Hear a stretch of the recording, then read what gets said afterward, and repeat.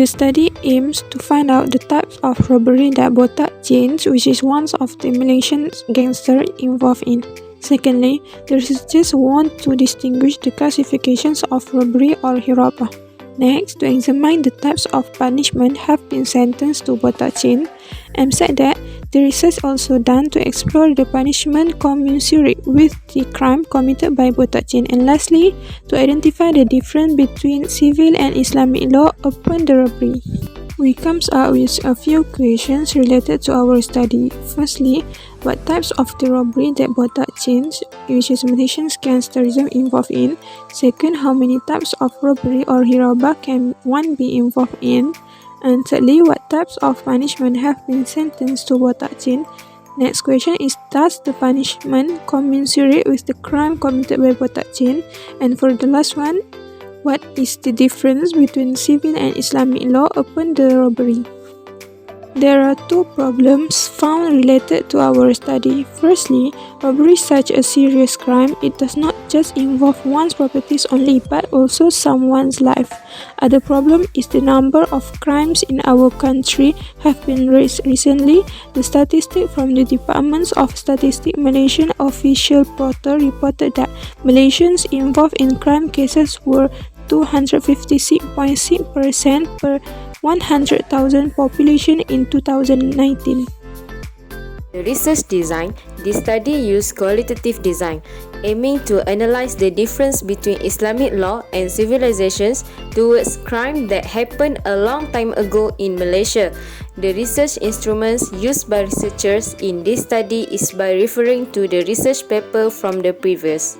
For selection of location or setting or sources, from this research, we have selected Malaysia as a location. Then, we collecting the data is referring to the literature review. Then, for sample selection, we choose among Malaysian people.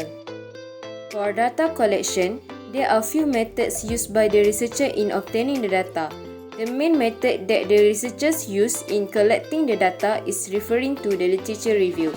As this paper is focusing on the comparison between the Islamic law and civilization punishment on Botak chains crime, so the researcher comes up with two different articles. The first article emphasizes civil law, while the other one is focusing on Islamic law. The researcher also looked for various references in order to get the clear result for this study. Other references including social media like Facebook.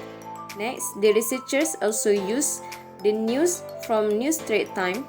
Lastly, the researcher also referred to the trust website through Google Scholar and so on.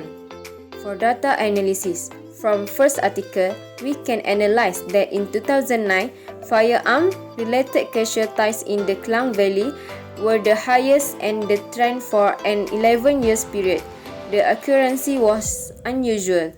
Demographic data show that the majority of victims were men, residents of Malaysia and aged between 30 and 34 years. Indian had the highest die among Malaysian, while Indonesian accounted for the highest die among non-Malaysian. Then, 35% of Malaysians were firmly in support of the obligatory death penalty of gun violation. Then, the article also encouraged the belief that public sentiment in the path of abolishing the legal death sentence for firearm, which is increased penalty, act, offence or homicides. Then, according to an article mentioned about Botak chain crimes in Islamic perspective, the punishment reported in the Islamic penal system is to safeguard society from dangers and crimes. Examining the data of robbery punishment for the reports, the penalty could be murdering and crucifixion if the robbery takes money and kills its victim.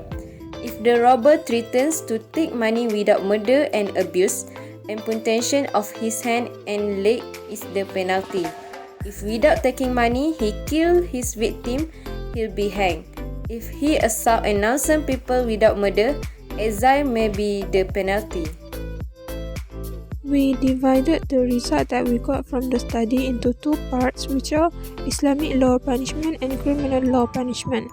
Firstly, the result that we get is Islamic law punishment for the one who involved in robbery crimes, or we call hirabah.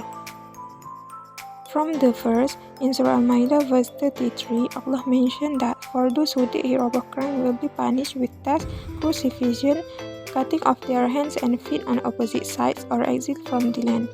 We can understand that the punishment for horrible crime was divided into four. First punishment is death. The criminal will be sentenced to death if they kill the victims intentionally, but they did not take away the victim's property or asset. Second punishment is crucifixion. The definition of crucifixion is a method of execution by which a person is hanged, usually by his arms from a cross or similar structure until he dies. The criminal will be punished with this punishment if they kill the victims and take away the victim's property. Third punishment is cut off criminal's hand and feet on opposite sides. In this punishment, criminals take away victim's property without killing the victim. Lastly is the punishment by exiling the criminal from the land. This punishment was for those who did disturb the public only. In Malaysia, on the Botak chain cases, the applicant had pleaded guilty to charge of having under his control firearms and ammunition offences under the Internal Security Act 1960. This is because Malaysia has one of the strictest gun law in the world. There are two acts that control gun possession in Malaysia, which are the Arms Act 1960 and the Firearm Increased Penalties Act 1971. Number 1, the Arms Act 1960 states that whether you want to buy a gun or other form of weapon or have something related to firearms, including making, purchasing, exporting, and even restoring, a license is necessary. Number 2, the Firearms Act 1971 deal with gun-related offences such as extortion, burglary, resistance to capture, and housebreaking. Conclusion: we can identify two different types of punishment, which are punishment according to Islamic and criminal law for hirabah. Both of the punishment have the same purpose in realizing the individuals who did the crime and change from bad attitude to good attitude. As a Muslim, we cannot deny that the ultimate and the stable law is from Allah.